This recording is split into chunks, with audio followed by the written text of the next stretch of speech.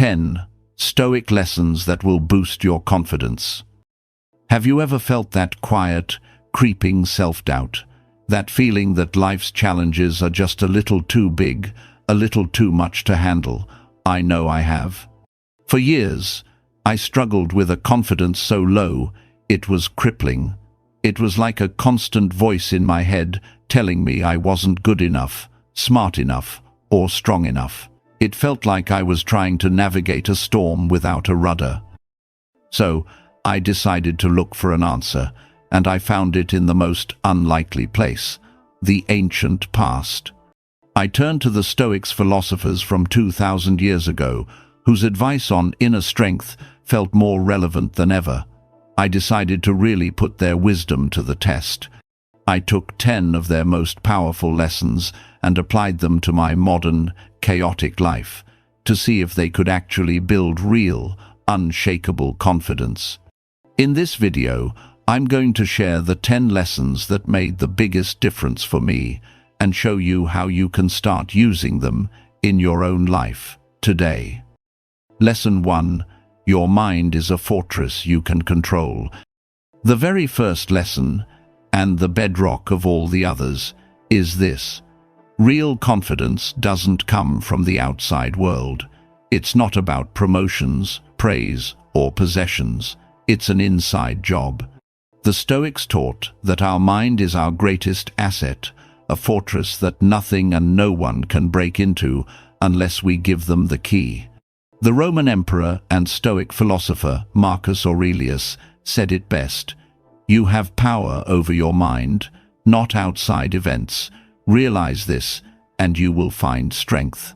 5. This idea was a game changer for me. I had spent so much of my life worrying about things I couldn't influence, what people thought of me, the outcome of a project, or how some random event might mess up my plans. So, I started testing this. Whenever a wave of anxiety or self-doubt washed over me, I'd pause and ask one simple question. Is this inside or outside of my control? Another person's opinion? Outside. The final result of my hard work? Mostly outside. But my reaction to their opinion, my effort on that project, that was all me. That was entirely inside my control. This isn't about being passive.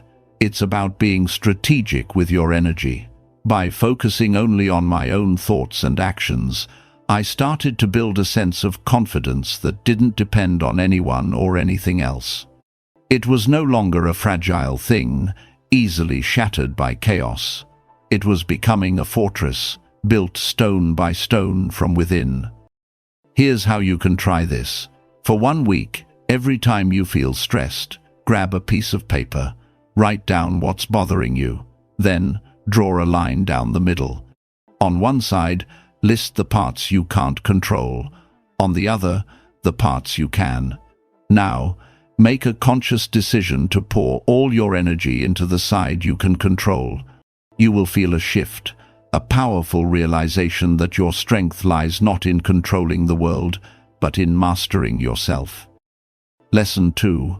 Embrace your fate and find strength in adversity. This next lesson is tough, I won't lie, but it's also one of the most freeing. Learn to not just accept, but love whatever happens. The Stoics had a term for this, amor fati, or a love of fate. This doesn't mean you go looking for trouble. It means you adopt the mindset that every challenge, every setback, and every failure is secretly an opportunity to get stronger. It's the ultimate form of resilience. As Marcus Aurelius put it, the impediment to action advances action. What stands in the way becomes the way. For me, this meant reframing my entire relationship with failure. I used to see a setback as proof that I was a failure. A project that went wrong meant I was wrong. Testing amor fati meant seeing these moments as training instead of a final verdict. The philosopher Seneca argued that difficulties strengthen the mind, just like labor strengthens the body. Think about it. A weightlifter needs heavy weights to build muscle. In the same way, we need challenges to build our character and confidence. When a presentation didn't go well, instead of beating myself up, I started asking, what can I learn from this? How can this make me better next time? The events didn't change, but my view of them did. I was no longer a victim of my circumstances. I was a student of them. And in that, I found a new kind of confidence, one that wasn't afraid of being tested, because it knew tests were what made it strong. Here's a practical way to start. Think about a recent setback. Instead of dwelling on what went wrong, write down 3 things you learned from it, or 3 ways it actually helped you grow. This trains your brain to find the opportunity in the obstacle, to truly love your fate. Lesson 3. Practice negative visualization to appreciate the present. Okay, this next lesson is going to sound completely backward, but stick with me. To build confidence, the Stoics practiced something called premeditatio malorum, which means premeditating on bad things. Basically, you take a moment to imagine you've lost the things you cherish most: your job, your home, your friendships, even your health. Now, this isn't about being negative for the sake of it. It's a powerful psychological tool for 2 reasons. First, it prepares you for life's tough moments. As Seneca said, what takes us by surprise hits us hardest. By mentally rehearsing loss, you soften the blow, if it ever actually happens. The second benefit, and for me the more powerful one, is that it creates an incredible sense of gratitude for what you have right now. When I started doing this, I'd take a few minutes each morning to imagine my life without a friend's support, or without my ability to go for a walk. When I'd open my eyes, the feeling of relief and gratitude was overwhelming. The everyday things I took for granted suddenly felt like priceless gifts. This practice grounded me in the present and stripped away my anxiety about the future. It's hard to feel insecure when your heart is overflowing with gratitude. You can try this tonight.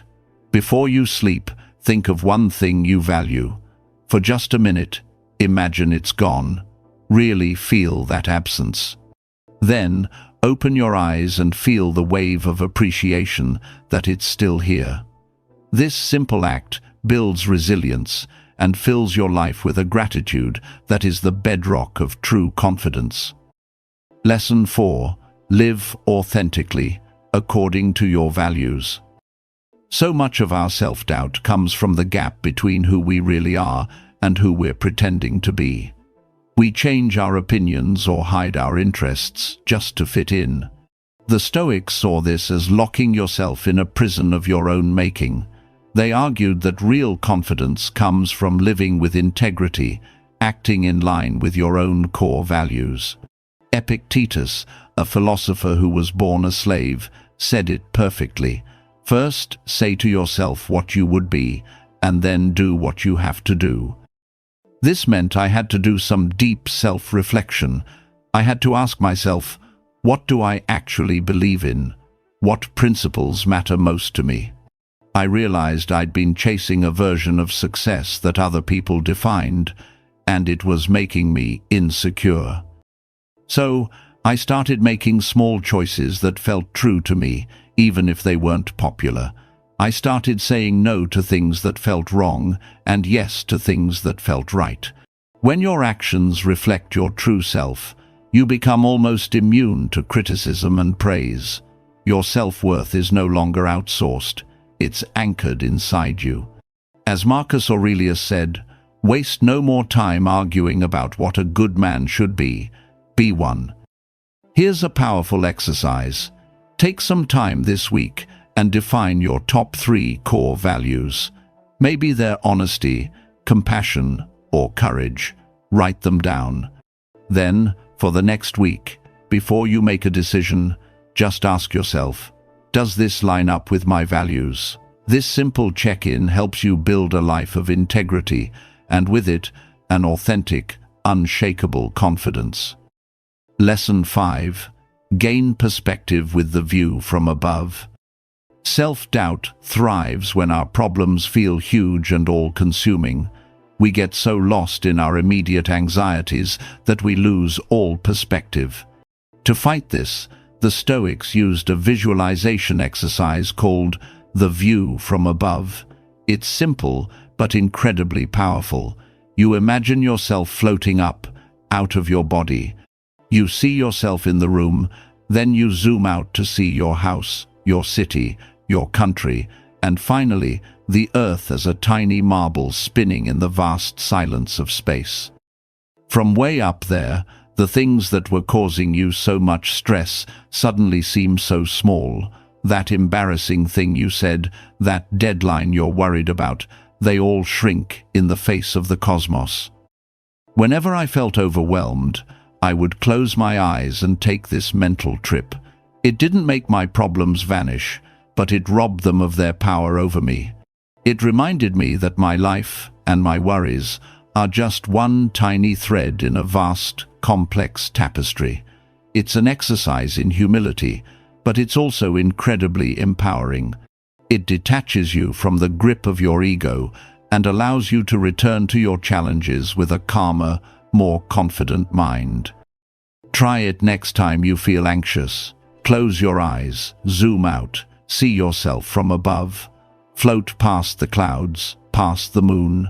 Hold that image of the vast, quiet universe for a moment. Then, slowly zoom back in. When you open your eyes, notice the shift. Your problems are still there, but your perspective has expanded, and your confidence has found new ground. We're halfway through, and if these ideas are hitting home for you, I want to ask you something. What's the biggest thing that makes you doubt yourself? And which of these lessons do you think could help you face it? Let me know in the comments.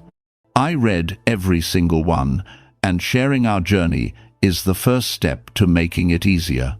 Now, let's get back to it. Lesson 6. Build self-awareness through daily reflection. You can't be confident if you don't really know yourself, your triggers, your strengths, your blind spots. The Stoics were masters of self-reflection. Seneca recommended a powerful daily habit, an evening review. Before sleep, he'd ask himself, what weakness did I overcome today? What good habit did I practice? Where did I go wrong? And where did I go right? This isn't about judging yourself harshly. It's a calm, objective audit of your day. When I started doing this, it was eye-opening. I kept a journal by my bed and spent just 5 minutes each night on it.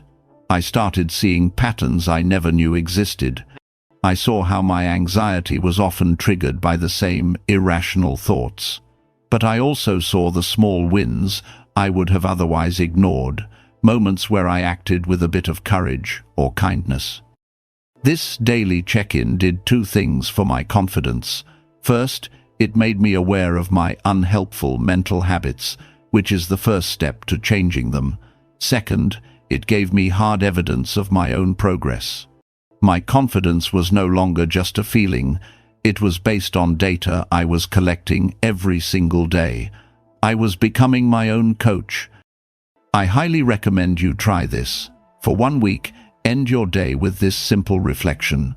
Ask yourself, what was my biggest challenge today, and how did I handle it? What's one thing I'm proud of?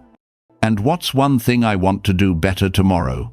This ritual connects you to yourself and gives you a clear roadmap for growth. Lesson 7. Find focus and urgency with memento mori. One of the most powerful Stoic lessons is captured in 2 Latin words, memento mori. Remember, you must die. I know, it sounds incredibly dark, but the Stoics saw it as the ultimate key to living with purpose and confidence.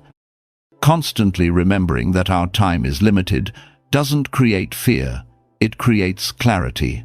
It strips away all the trivial nonsense we worry about. When you remember that your time is finite, you stop wasting it on petty anxieties, pointless arguments, and the fear of what other people think. As Seneca wrote, "Let us prepare our minds as if we'd come to the very end of life. Let us postpone nothing." Embracing this idea was like a splash of cold water to my soul. I had been living as if I had forever, putting off my dreams because I was scared of failing. Thinking about my mortality didn't make me sad, it made me bold. Suddenly, the fear of asking for a raise or speaking my mind seemed ridiculous compared to the much bigger fear of wasting my life. Rejection and embarrassment are temporary. Regret is not. This realization lit a fire under me. It gave me the courage to act and to stop letting self-doubt run the show. Here's a practical way to use this. Place a small reminder somewhere you'll see it every day. It could be a simple note on your desk that says, "Memento mori." Let it be a daily prompt to ask yourself, am I focusing on what truly matters? This reminder dissolves fear and empowers you to live with the confidence that comes from a life fully embraced. Lesson 8. Cultivate humility and curiosity through lifelong learning. We often mistake confidence for arrogance, for thinking we have all the answers. The Stoics taught that true, lasting confidence is actually rooted in humility, the understanding that there is always more to learn. Epictetus said, "It is impossible for a man to learn what he thinks he already knows."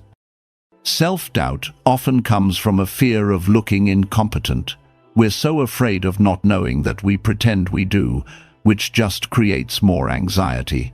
The Stoic approach is the opposite. Embrace being a student. Be open, be curious, and be willing to be wrong. I started applying this by actively seeking out situations where I was a total beginner. I took a class on a subject I knew nothing about. I started asking for feedback, not for praise, but to genuinely learn. Every time I admitted, "I don't know," it wasn't a moment of weakness. It was a moment of strength. It was liberating. My confidence was no longer tied to being right. It was tied to my willingness to get better. Confidence comes not from knowing everything, but from trusting that you can learn anything. Here's a simple way to practice this. Pick one topic you're curious about and spend 15 minutes a day learning about it for a week. Read an article, watch a video, listen to a podcast. Embrace the feeling of being a novice. This builds intellectual humility and proves that your worth isn't based on what you know, but on your desire to grow. Lesson 9. Anchor yourself in the present moment. Think about it. Anxiety and self-doubt almost always live in the past or the future. We get stuck replaying old mistakes or worrying about what-ifs. But the present moment, the here and now, it's usually manageable. The Stoics were masters of mindfulness. They knew that peace and confidence are found right here. Marcus Aurelius constantly told himself, "Confine yourself to the present." When you bring your full attention to what you're doing right now, you starve the anxieties that feed on the past and future. Your mind is too occupied with reality to listen to the whispers of self-doubt. For me, this meant practicing being present throughout my day. When I was in a conversation, I would focus only on listening, not on planning my reply. When I was working, I'd focus on one single task. It wasn't easy at first. My mind was trained to jump from one worry to the next, but with practice, I found that the present moment was a sanctuary. It was a space where I could just be, without fear. This built my confidence by showing me that I could handle whatever was right in front of me. The present was something I could navigate. Here's a simple Stoic exercise to try. The next time you feel your mind spiraling, just stop. Take 3 slow, deep breaths. In for 4 seconds, hold for 4, out for 6. Focus entirely on the physical sensation of your breath. This simple act anchors you in the present, calms your nervous system, and lets you move forward with clarity and confidence. Lesson 10. Understand that confidence is earned through action. This brings us to the final, and maybe the most important, lesson of all. You don't wait for confidence, you build it. The Stoics were men of action. They knew that ideas are useless unless you live them. You can't think your way into confidence, you have to act your way into it. Seneca said it best, "It's not because things are difficult that we dare not venture, it's because we dare not venture that they are difficult." Our own hesitation is what makes things feel impossible. Action is the cure. This was the lesson that tied everything else together for me. All the reflection in the world meant nothing if I didn't get out there and face my fears. I started taking small, consistent actions. I volunteered to give a short presentation. I started a conversation with a stranger. I tried a new exercise at the gym I was sure I'd fail at. Each action was a small vote for myself. Sometimes I was clumsy, sometimes I failed, but every single time I survived.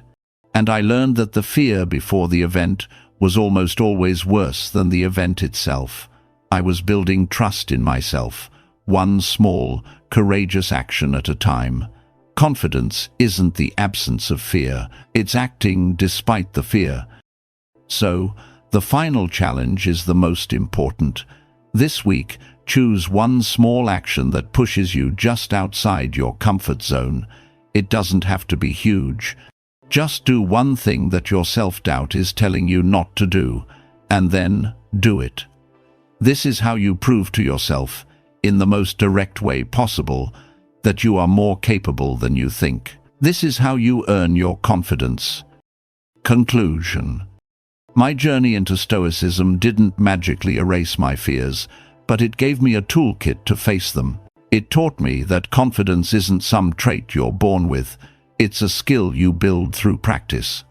It's the quiet strength that comes from focusing on what you can control, the resilience you forge in challenges, the peace you find in the present moment, and the self-respect you earn through action. These 10 lessons aren't just ancient ideas. They are a blueprint for building an inner fortress that can withstand anything. The journey to confidence is a lifelong one, but it's a journey worth taking, and it can start for you right now. Thank you for spending this time with me today. If you found these lessons helpful, please give this video a like and subscribe for more practical wisdom on building a stronger, more peaceful life. Don't forget to hit the notification bell so you won't miss what's next. Keep practicing, keep growing, and I'll see you in the next one.